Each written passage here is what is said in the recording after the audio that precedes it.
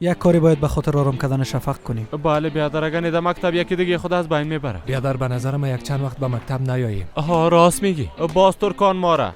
نه بیادر، بیازو بازی گوشی ما زیاد است. گوش کنین که ما براتون چی میگم. ما باید 1,000,000% امسال از مکتب فارغ شوم. تو خوش دیگه چاقلو ده. کسی مانیت شده خرسه کته. ما درباره چی گپ میزنیم می با ما چی میگه؟ ما خو گپ دلم گفتم. دلتان که قبول میکنین یا نمیکنین؟ درست است بیادر جان، فهمیده. بیادر ایش رولام نی کتی بچه نوکی بسیار زود تار دوند. تو بکلیم چه قسم آدم هستی؟ شفق اومد. اینجا چیه پس بچه ها؟ کلتان جمع شدن نیک نفره گوری غیبت شروع کردین. دوستا بعد از مکتب کلتان به یک جای میبرم. این سلیم احمق بعد از درس کجا گم شد دیگه؟ هیچ ندیدمش.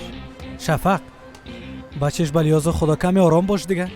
نمیشه درباره دیگه چیز گپ بزنی؟ شما بیخی خط اول جنگ جور کردین. درست است بچم، درست است. خب کجا میریم بخیر؟